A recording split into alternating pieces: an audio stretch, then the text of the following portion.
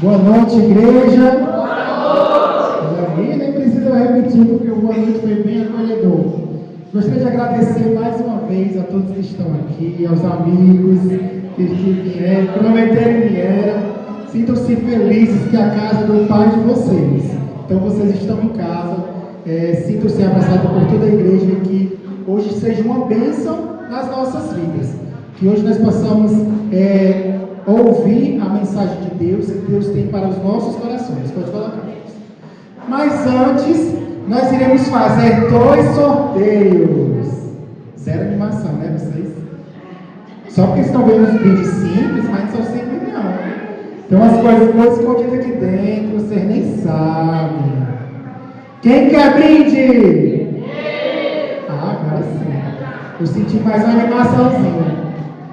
Até quanto? 35, gente. Prepara os computadores aí atrás, viu? 34? 34. Então a guerra ali entre as operadoras. 34. 31, quem é o 31?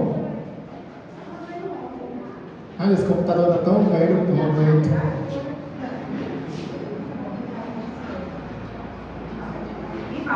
O Ivaldo já chegou ganhando prêmio. Tem que dizer, entregar o Ivaldo. O brinde, receber aqui, Ivaldo, seu brinde.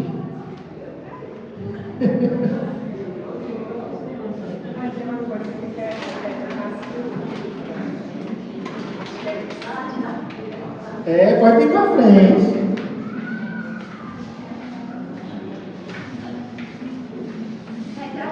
Tá aí, ó. Quem é?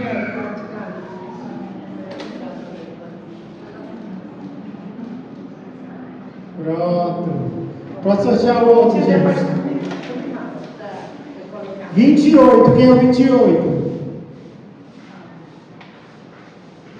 Vou comprar um HD para esse computador, tá bom?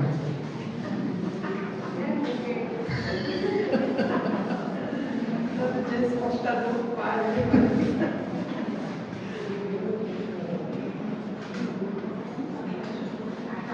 Tá travando o próprio computador. Gisele, só deu pra galera do fundão, não foi hoje? Vem aqui, bebê, entregar, bebê. Foi corredor não, hein? Foi corredor, levou Vai ter corredor. Sempre tem corredor. Escolhe aqui o canal de Gisele, bebê. Você veio todo arrumado pra tirar foto.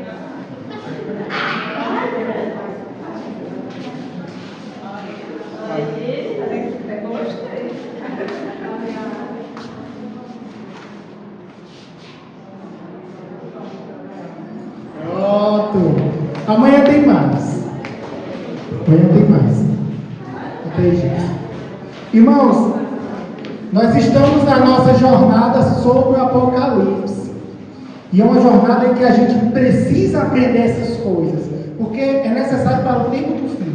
Nós já estamos no tempo do fim. E nós precisamos aprender para que ninguém nos engane.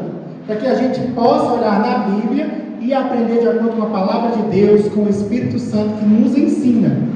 O tema de hoje é quem está no controle do mundo. Vocês sabem quem está no controle do mundo?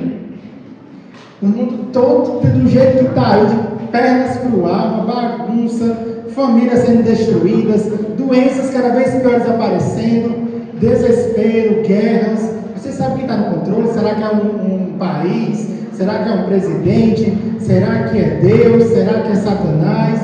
Hoje nós vamos deixar a Bíblia nos dizer. Então tudo que eu falar, se não estiver de acordo com a Bíblia, eu não acredito. Só acredito que está na Bíblia. Então agora nós vamos para Apocalipse 5. E agora os Calebs distribuem as Bíblias aí.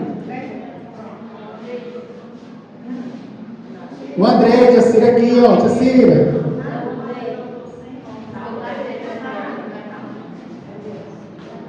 Nós só vamos ler quando todas as pessoas conseguirem encontrar. Não tenham pressa. Vamos no seu tempo. Apocalipse, o último livro da Bíblia.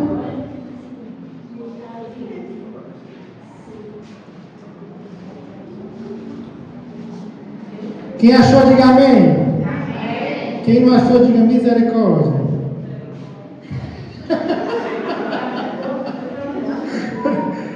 Aí dá certo.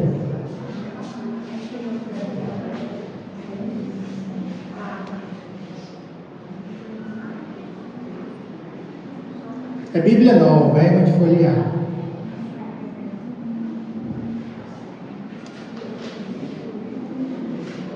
Com a Bíblia aberta, nós agora vamos pedir ao Espírito que inspirou os profetas e os homens que escreveram para nos iluminar nesta noite. Vamos orar. Grandioso Deus, a Tua palavra está aberta e nós queremos, Senhor Deus, aprender contigo. Não nos deixe falar linguagens humanas, conceitos humanos, somente o que vem de Ti. Em nome de Jesus nós oramos. Amém. Agora nós vamos ler a partir do verso 1. Diz o seguinte: Vi na mão direita daquele que estava sentado no trono. Vamos dar uma pausinha aí, só contextualizar porque eles não vieram ontem. Ontem nós estudamos sobre o trono de Deus. Então João estava numa ilha preso quando ele escreveu Apocalipse, na ilha de Patmos. Era uma ilha para prisioneiros. O imperador não conseguiu matá-lo, então transferiu ele para essa ilha. Então nessa ilha presa ele começou a ter visões. Cristo deu a ele visões do céu e dos últimos dias, para que as pessoas pudessem saber as coisas que iam acontecer, que antecediam a volta de Jesus. Então ontem nós vimos no capítulo 4 o trono de Deus, nós vimos as características do trono de Deus, e agora a visão continua, e ele agora vai ver mais detalhes do trono de Deus. Vamos começar agora a partir do 1 de novo. 5:1. Vi na mão direita daquele que tem sentado no trono o quê? Um livro. Então João viu um livro escrito como? Por dentro e por fora, de todo selado com quantos selos? 7 selos. Então tudo na Bíblia é um detalhe relevante. Tudo tem um sentido. A gente precisa prestar atenção em tudo para que a gente possa entender o conceito e aplicar para a nossa vida. Porque o que não for aplicado para a gente se perde. Então tudo na Bíblia é aplicado para a nossa vida. Então vamos continuar. O 2. Vi também um anjo forte que proclamava em grande voz: quem é digno de abrir o livro e de lhe desatar os selos? Ora, nem no céu, nem sobre a terra, nem debaixo da terra, ninguém podia abrir o livro, nem mesmo olhar para ele. 4. E eu chorava muito, porque ninguém foi achado digno de abrir o livro, nem mesmo de olhar para ele. 5. Todavia, um dos anciãos me disse: não chores, eis que o leão da tribo de Judá, a raiz de Davi, venceu para abrir o livro e os seus 7 selos.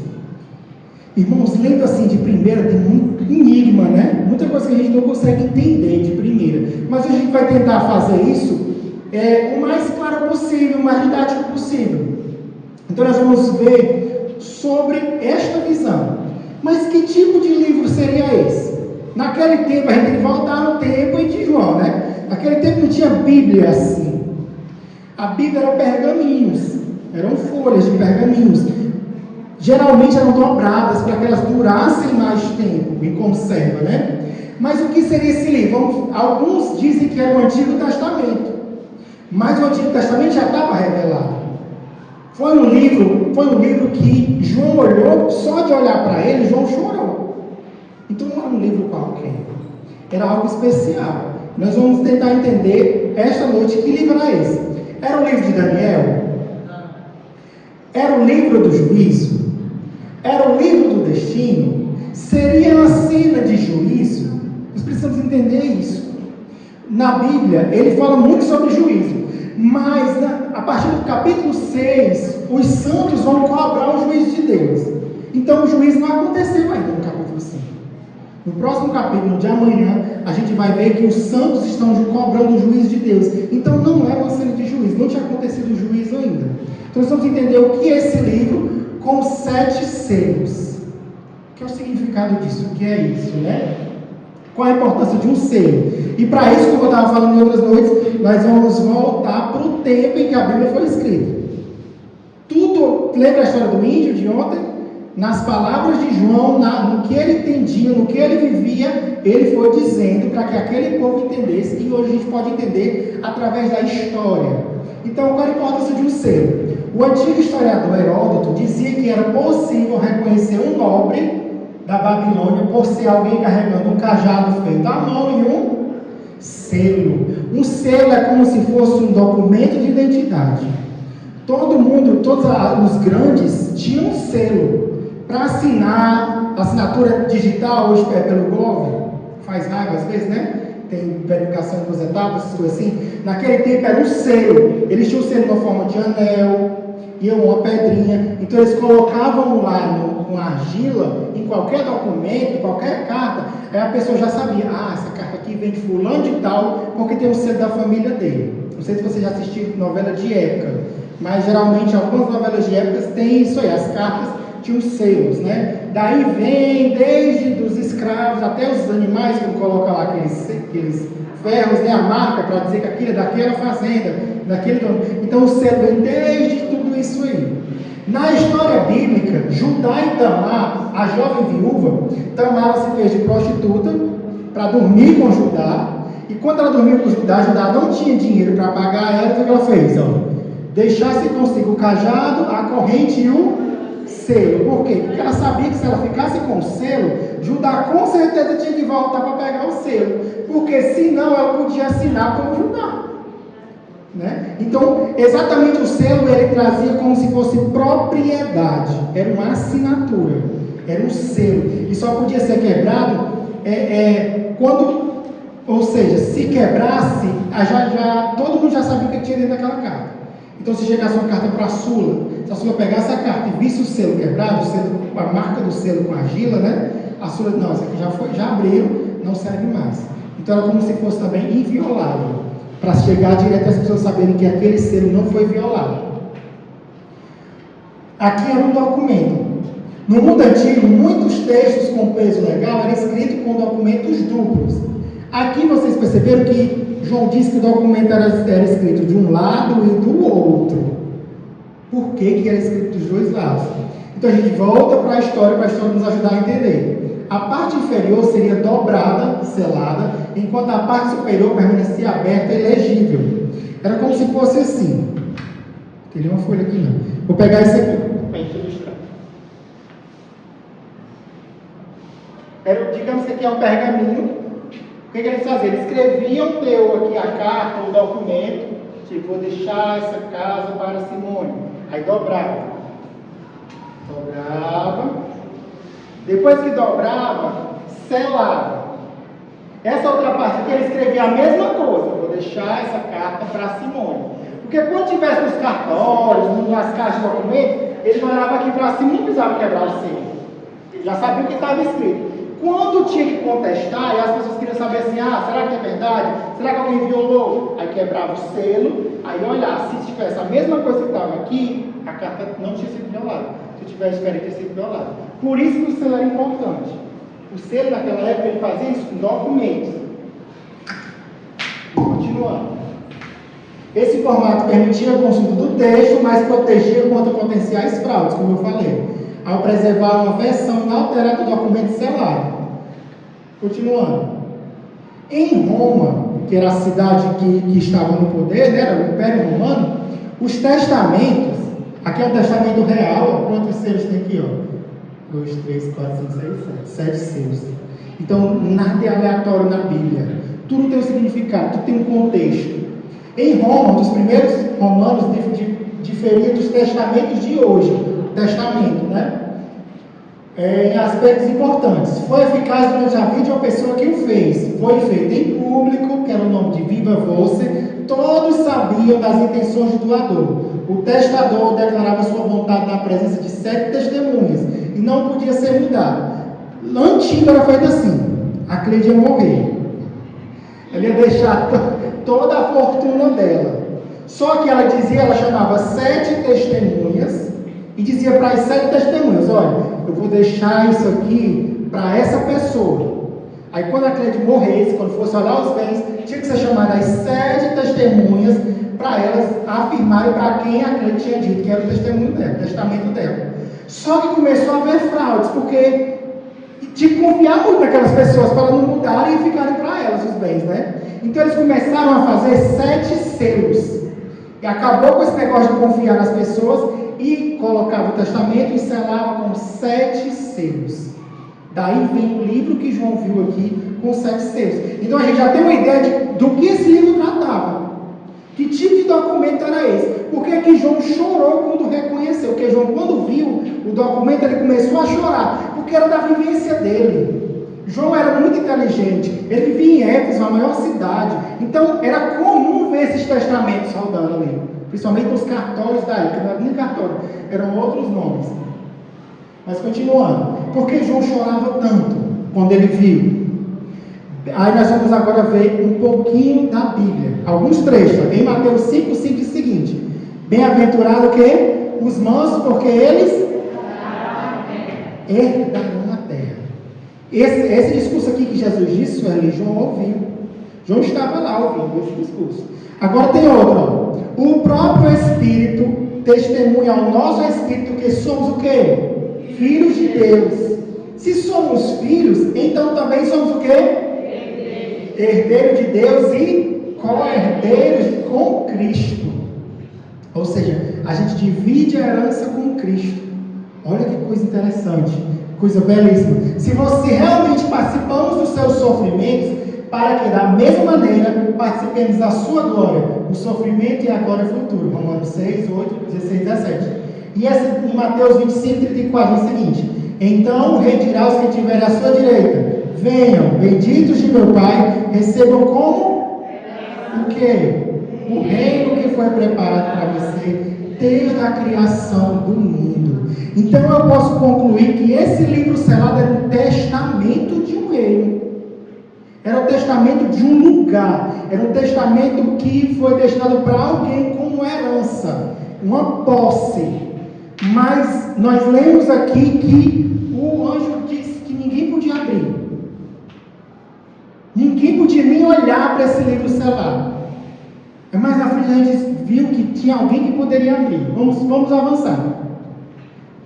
No direito, eu não sei muito nada assim na área do direito, mas tem uma frase que é muito comum. Os advogados dizem: há muitas ações que não são morais, mas são legais. Isso é verdade.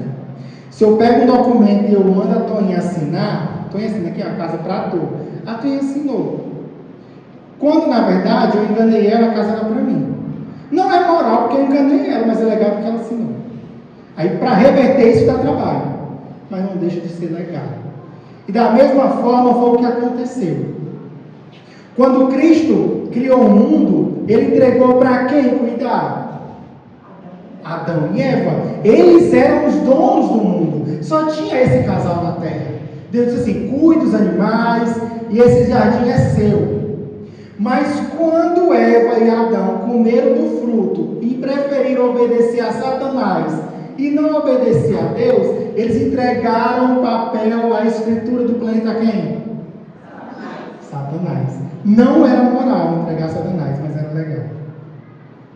Satanás poderia acusar, eles ficaram do meu lado. Então esse mundo é meu, eles escolheram a mim.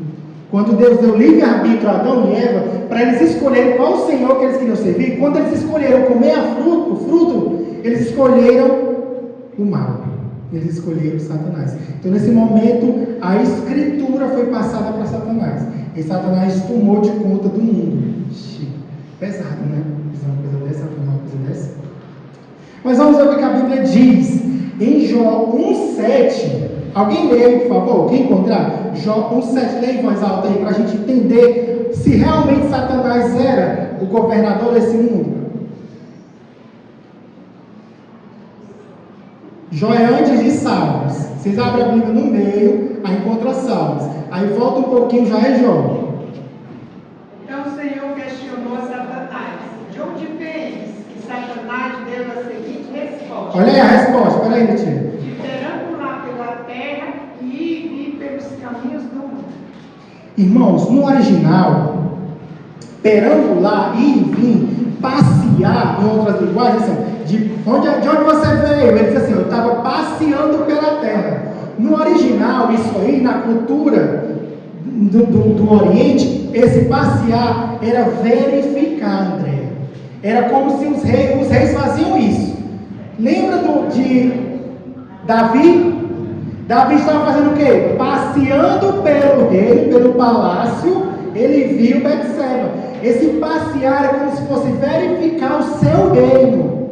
Vocês lembram também de Jesus, quando ele passeava no jardim? Ele estava verificando. É a mesma coisa, quando você vai para a origem da palavra, é a mesma coisa. Verificar o que é seu. Da mesma forma que ele estava passeando pela terra, Satanás, ele quis dizer assim: eu estou verificando o que é meu. O mundo é meu. E realmente era Deus. Porque ele estava como vencedor. É difícil de ouvir, é difícil de aceitar, mas é a verdade bíblica.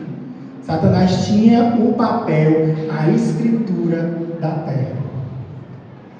Vamos avançando. Em 1 Coríntios 15, 51 e 54, nós podemos perceber uma coisa. Eu gostaria que vocês abrissem a Bíblia em 1 Coríntios e a gente lesse, porque esse texto é muito bonito. Eu gosto muito das verdades desse texto. 1 Coríntios 15.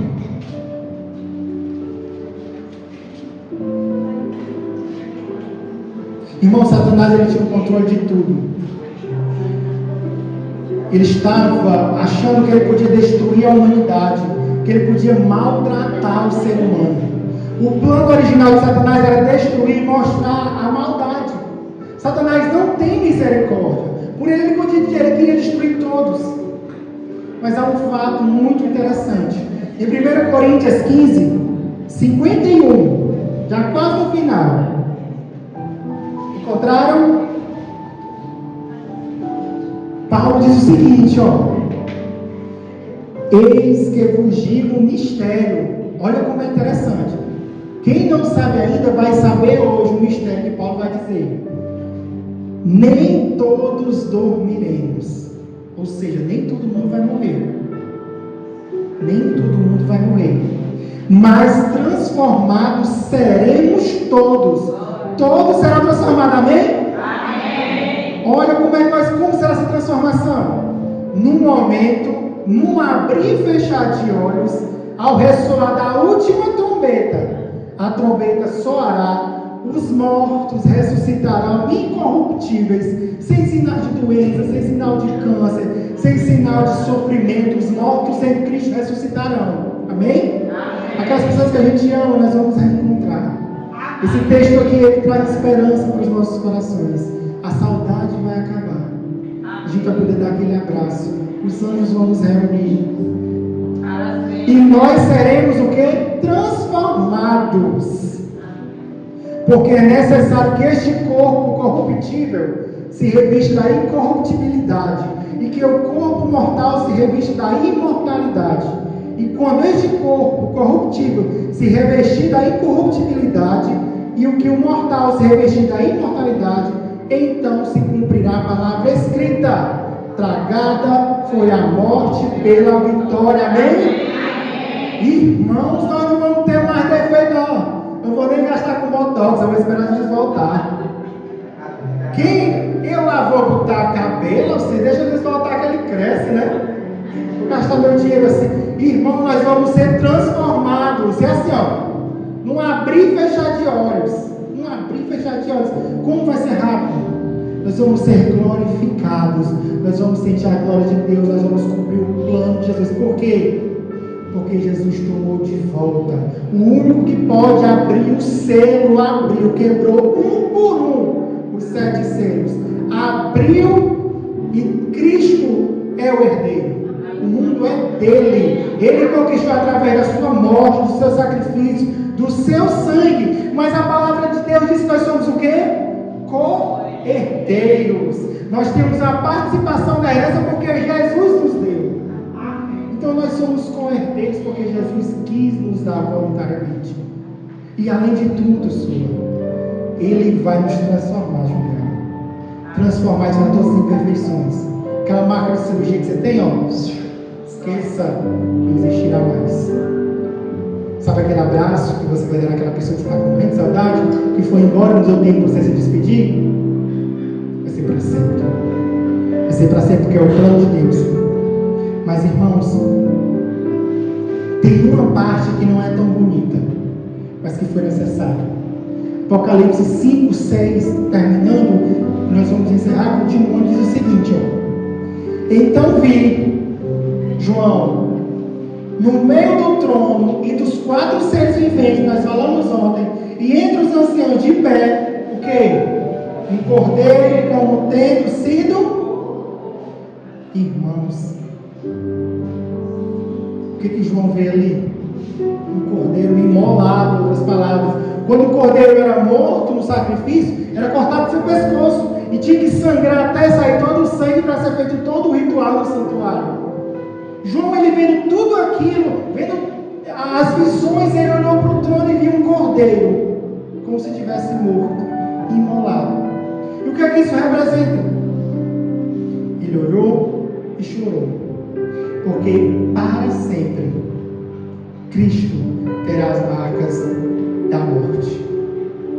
A cruz para Cristo será eterna. As marcas de Cristo no corpo glorificado continuarão. Por isso que João viu o cordeiro imolado. Voluntariamente, Cristo vai continuar sendo Deus, tendo poderes de Deus, mas voluntariamente ele vai ter a marca que libertou o pecado do mundo. Quando ele ressuscitou, ele mostrou, pediu para Tomé pegar as suas marcas. Quando ele subiu, ele disse que o mesmo que vocês estão vendo subindo, vocês vão ver descendo. Ele voluntariamente vai estar preso a essas marcas para lembrar do sacrifício que ele fez por mim e por você. Somente o sangue dele é capaz de nos dar salvação. Irmãos, nós vamos encerrar. Eu gostaria que nós meditássemos nessas imagens, nesse sacrifício. Quando foi apresentado o plano da redenção, quando o ser humano achou que não tinha mais jeito, quando Satanás estava com o testamento do mundo, quando Satanás disse: o mundo é meu, porque as pessoas escolheram o pecado e não escolheram a Cristo. Foi apresentado o plano da salvação. Os anjos queriam dar a vida, mas era necessária a vida do Criador, o sangue do Criador. E Jesus disse: eu vou. Jesus deixou, como nós vimos ontem, os anjos cobridores assim: glória, glória, glória, na glória de Deus. Jesus deixou de estar recebendo glória para vir nessa terra ser cuspido, açoitado, escarneado. Ele escolheu por amor a mim e a você, para que nessa noite nós tivéssemos a oportunidade de recomeçar, para que nesta noite nós tivéssemos a oportunidade de escolher. Nós somos livres para escolher. Eu e você somos livres para escolher o que nós queremos da nossa vida. Deus, ele nos ama tanto que ele deixa a gente escolher. Ele escolheu morrer numa cruz. Ele escolheu estar com as marcas dessa cruz, as marcas dos cravos durante a eternidade. Ele escolheu. Enquanto nós seremos perfeitos, seremos a sua imagem, ele terá essas marcas para lembrar do amor que ele tem para com cada um de nós. Nessa noite, eu clamo aos seus corações para que reflitam sobre o preço que Jesus pagou, para que reflitam sobre tudo que Jesus passou. E sabe por que Jesus não desistiu em nenhum momento? Sabe por que Jesus não? Os anjos viam todos os passos que Jesus carrega naquela cruz. Cada anjo ficava assim, no ponto de ir buscar. Porque os anjos não aguentavam ver Jesus sofrer, não aguentavam ele ensanguentado. As pessoas que ele salvou, que ele curou, que ele amou, estavam gritando para que açoitasse, chutando, jogando pedras, escarneando o tempo todo. Quando ele estava pendurado naquela cruz, nenhum daqueles pregos era capaz de segurar ele. Mas ele escolheu estar ali. E ele sentiu o peso do pecado quando ele disse assim: Pai, por que me abandonaste?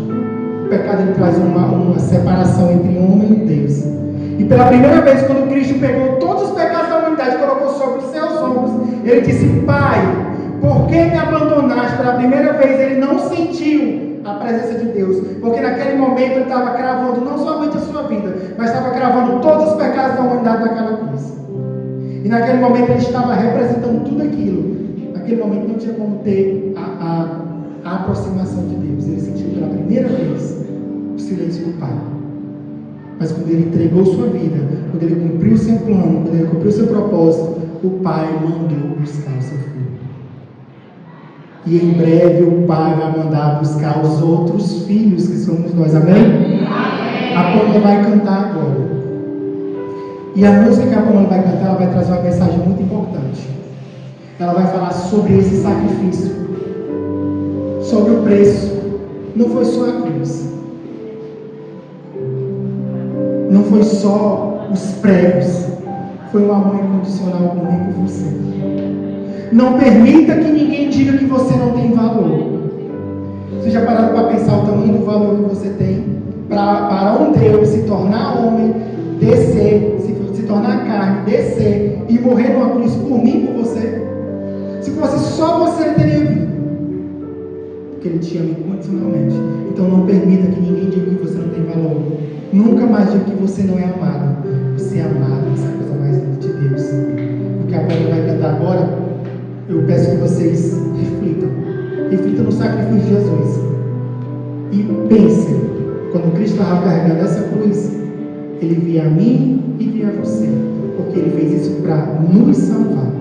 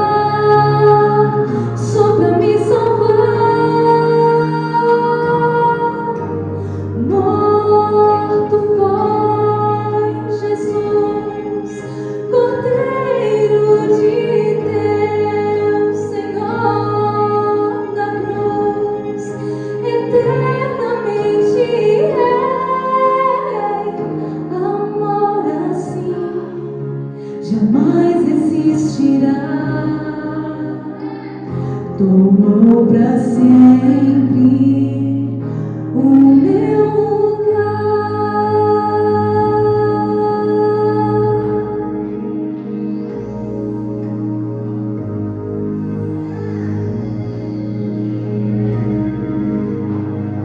Com malfeitores morreu por minha culpa. Jesus a vida deu, foi quebrantado, grande dor sofreu. O meu pecado ele recebeu, sem ver bondade, chorou. Foi o nosso pecado que ele carregou, foi esmagado por querer amar, e tudo isso foi em meu lugar. Se entregou por mim, morreu pra me salvar.